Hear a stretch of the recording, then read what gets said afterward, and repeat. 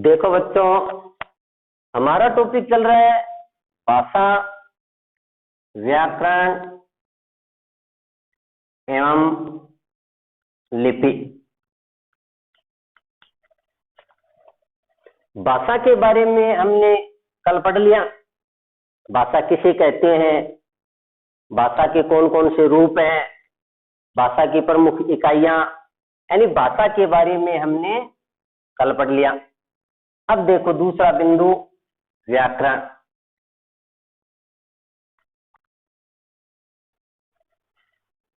व्याकरण अगर हम इसका संधि विच्छेद करें तो वी प्लस आकरण,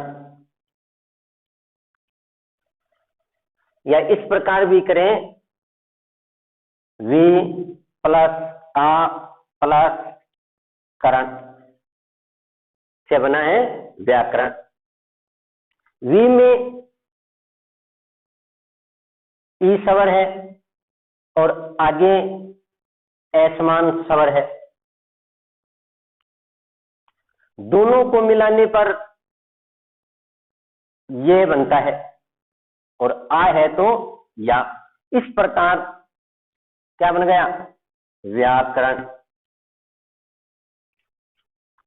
यन संधि में ई के बाद असमान स्वर आएगा तो ये होगा।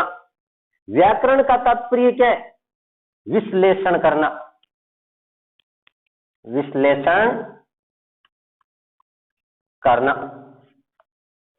यानी व्याकरण वह शास्त्र है जो भाषा को शुद्ध रूप में लिखने बोलने का ज्ञान कराता है। किसी भी भाषा को शुद्ध रूप में लिखना और बोलने का नियमों का ज्ञान जिस शास्त्र से होता है वह शास्त्र क्या कहलाता है, व्याकरण कहलाता है। तो ये तो ही व्याकरण की परिभाषा कि किसी भाषा को शुद्ध रूप में लिखने और बोलने के नियमों का ज्ञान कराने वाला शास्त्र ही व्याकरण कहलाता है। अब देखो व्याकरण के प्रमुख अंग। व्याकरण के प्रमुख अंग। व्याकरण के प्रमुख अंग देखो, एक वर्ण विचार,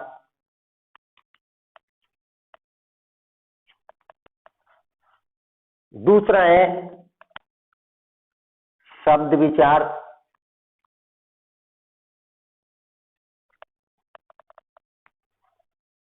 तीसरा है पद विचार, और चौथा है वाक्य विचार। ये व्याकरण के प्रमुख अंग है।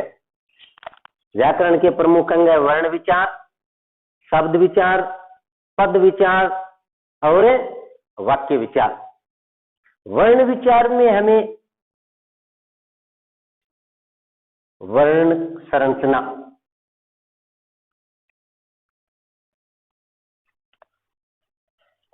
वर्ण विचार में हमें वर्ण संरचना, वर्णों के उच्चारण और वर्णों के मेल से शब्द रचना आदि का ज्ञान कराया जाता है। वर्ण विचार में हम किसका ज्ञान करते हैं, किसके बारे में जानते हैं, वर्ण संरचना की वर्ण किस प्रकार बने हैं, उसकी संरचना कैसी है, वर्णों का उच्चारण, वर्णों का उच्चारण किस प्रकार होता है, वर्णों के मेल से शब्द रचना। तो ये सब हमें वर्ण विचार के अंतर्गत समझ में आता है। शब्द विचार, शब्द विचार में शब्द के भेद, शब्द की उत्पत्ति, व्युत्पत्ति आदि के बारे में जानकारी मिलती है। यानी शब्द विचार में हम शब्दों के भेद पढ़ते हैं, शब्द की उत्पत्ति, व्युत्पत्ति आदि के बारे में पढ़ते हैं। पद विचार, पद विचार में क्या आता है? शब्द से पद निर्माण की प्रक्रिया। कल हमने व्याकरण भाषा पढ़ा, उसमें पढ़ा ना कि शब्द को जब व्याकरणिक नियमों के अनुसार वाक्य में प्रयुक्त कर दिया जाता है तो शब्द का ही नाम क्या होता है? पद होता है। तो पद विचार में हमें शब्द से पद निर्माण की प्रक्रिया समझाई जाती है कि शब्द है उससे किस प्रकार पद का निर्माण होता है। और वाक्य विचार में वाक्य विश्लेषण, वाक्य विश्लेषण, वाक्य के भेद आदि वाक्य विचार में आता है।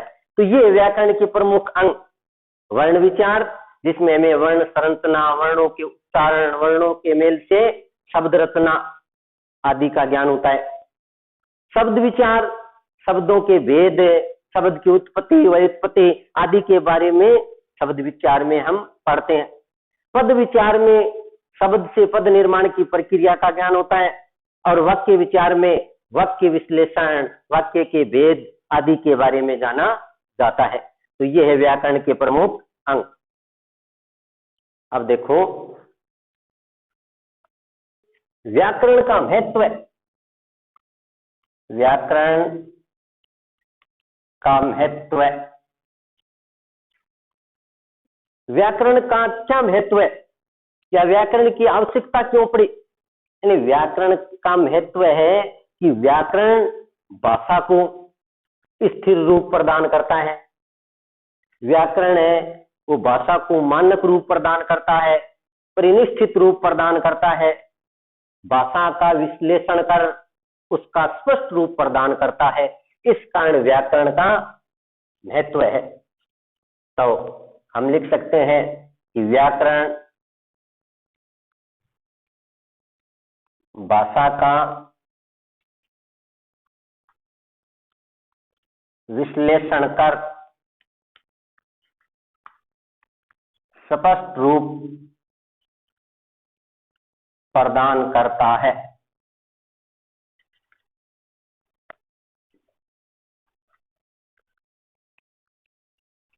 भाषा को स्थिर, मानक व परिनिष्ठित रूप प्रदान करता है। तो ये व्याकरण का महत्व है कि व्याकरण है वो भाषा का विश्लेषण कर स्पष्ट रूप प्रदान करता है। भाषा का जो स्पष्ट रूप है हमारे सामने कौन लाता है? व्याकरण। भाषा को स्थिर, मानक व परिनिष्ठित रूप प्रदान करता है। इस कारण व्याकरण का महत्व है। जिस भाषा का व्याकरण जितना अच्छा, जितना है श्रेष्ठ होगा, वो भाषा उतनी ही श्रेष्ठ होगी। तो भाषा का ज्ञान करने के लिए हमें व्याकरण का ज्ञान जरूरी है। तो ये था व्याकरण। व्याकरण किसे कहते हैं?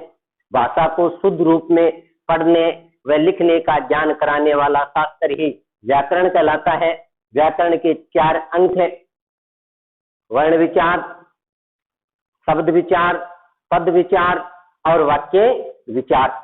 और ये है भाषा व्याकरण का महत्व। तो ये था व्याकरण। अब देखो लिपि। लिपि किसे कहते हैं? क्या है लिपि? भाषा की मौखिक ध्वनियों को लिखित रूप देने के लिए जिन संकेत चिन्हों का प्रयोग किया गया उसे लिपि कहते हैं। यानी भाषा की मौखिक ध्वनियों को लिखकर व्यक्त करने के लिए जिन्हें संकेत चिन्हों का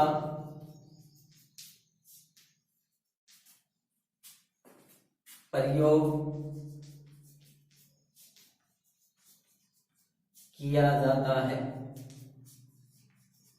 उसे लिपि कहते हैं। यानी लिपि किसे कहते हैं? भाषा की मौखिक ध्वनियों को लिखकर व्यक्त करने के लिए जिन संकेत चिन्हों का प्रयोग किया जाता है उसे लिपि कहते हैं।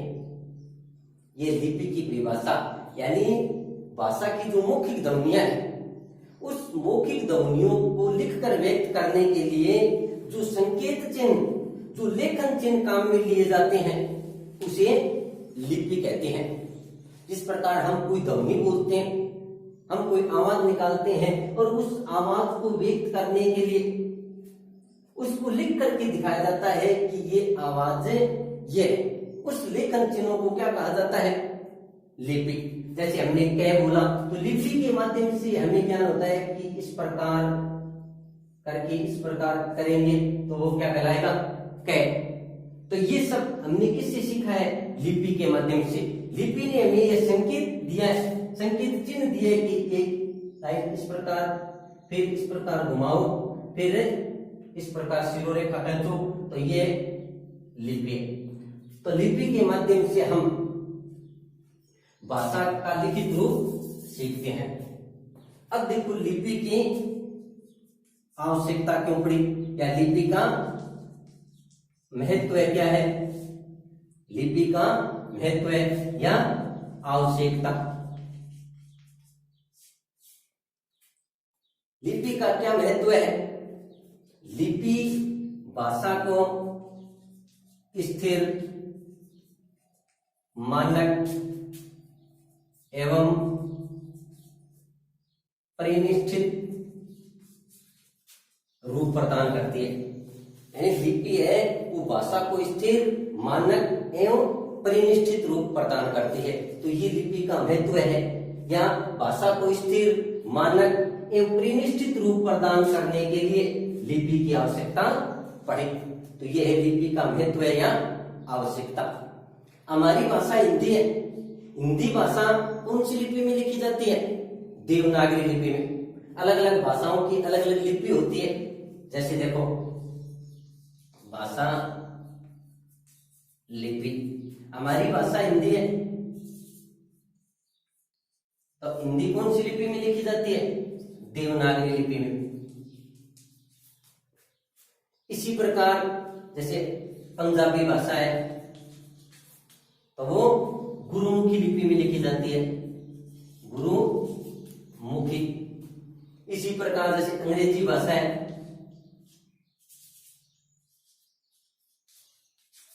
तो वो रोमन लिपि में लिखी जाती है। उर्दू भाषा है वो फारसी लिपि में लिखी जाती है। तो अलग अलग भाषाओं की अलग अलग लिपि है। तो हमारी हिंदी भाषा है उसकी लिपि है वो देवनागरी लिपि है। हिंदी के अलावा देवनागरी लिपि में और भी भाषाएं लिखी जाती है, जैसे संस्कृत, प्राकृत, नेपाली, कोंकणी, ये आदि भाषाएं हैं, ये भी देवनागरी लिपि में लिखी जाती है। तो हमें ये भी पढ़ना है कि देवनागरी लिपि किसे कहते हैं, क्या है देवनागरी लिपि, देवनागरी लिपि का विकास किस प्रकार हुआ, देवनागरी लिपि की क्या विशेषता है।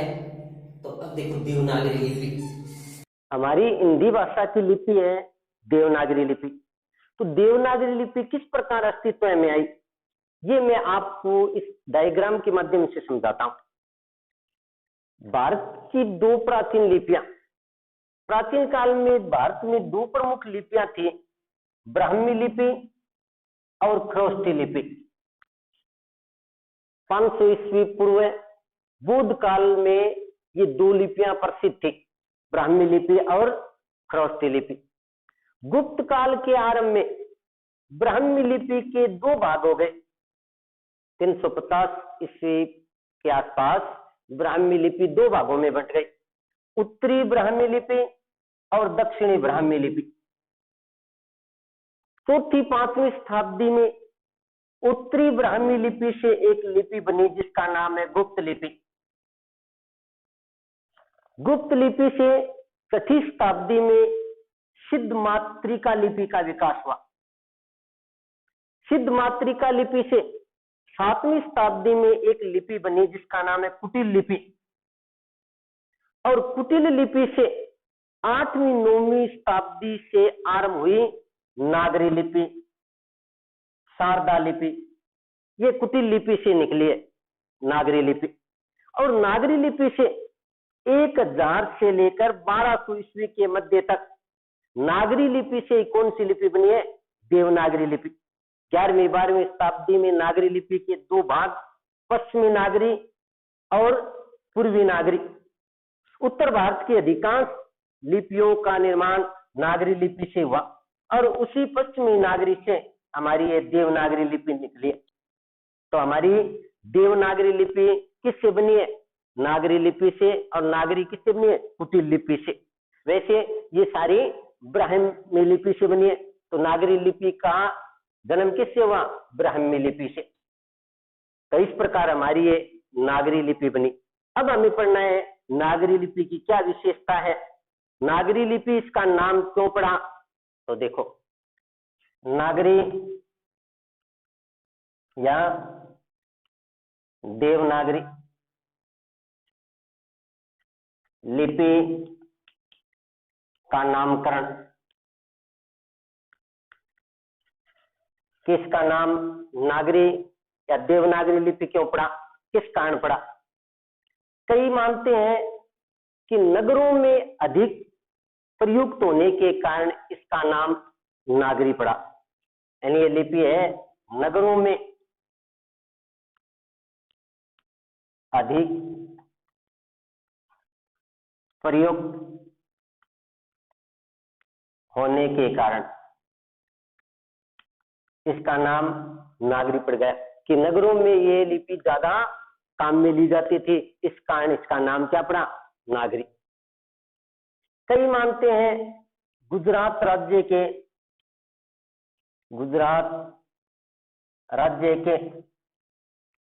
नागर गोत्र ब्राह्मणों द्वारा अधिक काम में लेने के कारण कई ये मानते हैं कि गुजरात राज्य के जो नागर गोत्र ब्राह्मण है वो इस लिपि का ज्यादा से ज्यादा प्रयोग करते थे, इस कारण इसका नाम है वो नागरी लिपि पड़ गया। कई ये मानते हैं कि पाटलिपुत्र नगर को क्या कहते थे? नागर। और वहां के राजा को देव कहते थे, इस कारण इसका नाम क्या पड़ गया? देवनागरी लिपि। लेकिन सर्वमान्य मत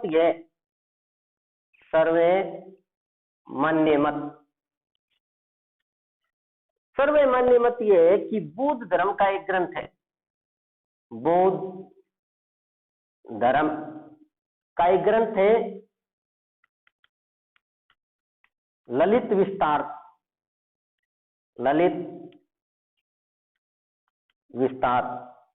बौद्ध धर्म के दो संप्रदाय हैं, दो भाग है, महायान और हीनयान। यानी ये बौद्ध धर्म की दो शाखा है, उसका ये महायानी बौद्ध धर्म का ग्रंथ है ये ललित विस्तार। इस विस्तार में दो लिपियां थी, एक देव और एक थी नाग। इन दोनों लिपियों का मिला जुला रूप होने के कारण ही इसका नाम देवनागरी लिपि पड़ा। सर्वमान्य मत यानी सभी विद्वान इस मत को मानते हैं कि महायानी बौद्ध धर्म का एक ग्रंथ है ललित विस्तार, उसके अनुसार उस में दो लिपियों का वर्णन है, एक देव और नाग। इन दोनों लिपियों का मिला जुला रूप है देवनागरी लिपि, तो इस कारण इसका नाम देवनागरी लिपि पड़ा। ये देवनागरी लिपि का नामकरण। अब देखो देवनागरी लिपि की विशेषताएं। देवनागरी लिपि की विशेषताएं।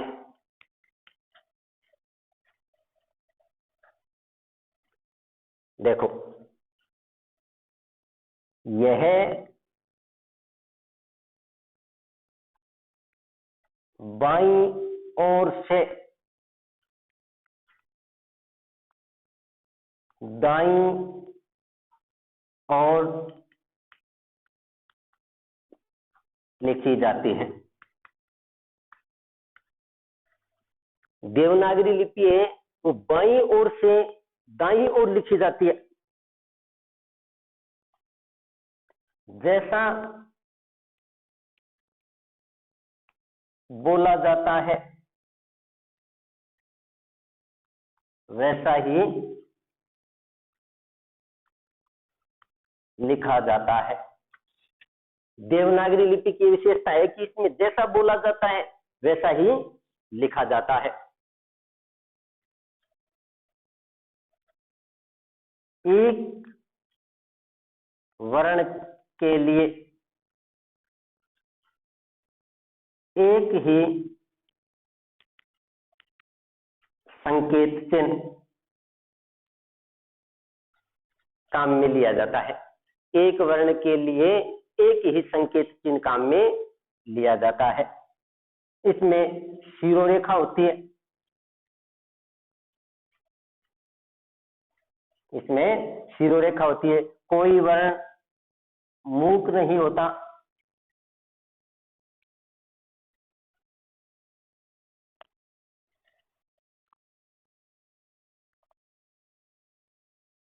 वर्णों को स्वर व व्यंजन में विभाजित किया गया है।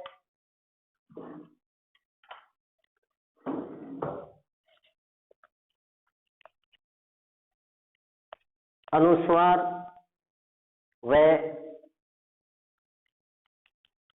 अनुनासिक ध्वनियों के लिए अलग से चिन्ह निर्धारित है। यानी ये है देवनागरी लिपि की विशेषता कि ये बाईं ओर से दाईं ओर लिखी जाती है। जैसा बोला जाता है वैसा ही लिखा जाता है। एक वर्ण के लिए एक ही संकेत चिन्ह है। इसमें शिरोरेखा होती है, कोई मूक वर्ण नहीं होता, इसमें कोई मूक वर्ण नहीं होता। वर्णों को स्वर व व्यंजन में विभाजित किया गया है। अनुस्वार व अनुनासिक ध्वनियों के लिए अलग से संकेत चिन्ह बनाए गए। जिस प्रकार हम अन्य भाषाओं में देखते हैं, जैसे रोमन लिपि में देखते हैं कि WALK, लेकिन जब हम इसको बोलेंगे वाक, लेकिन हिंदी में ऐसा नहीं है। हिंदी में कोई मूक वर्ण नहीं है। इसमें तो जैसे ये कहते हैं KNOW, लेकिन ये तो है चुप है, यहाँ पर है नो। तो हिंदी में ऐसा नहीं है, यानी देवनागरी लिपि में ऐसा नहीं होता। एक वर्ण के लिए एक ही संकेत चिन्ह है। जैसे रोमन में हम देखते हैं ना कि क के लिए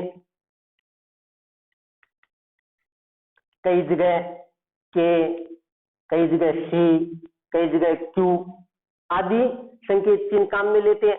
लेकिन देवनागरी लिपि में ऐसा नहीं है। देवनागरी लिपि में जैसा बोला जाता है वैसा ही लिखा जाता है, एक वर्ण के लिए एक ही संकेत चिन्ह होता है। तो ये देवनागरी लिपि की विशेषताएं। तो ये हो गया भाषा, व्याकरण एवं लिपि।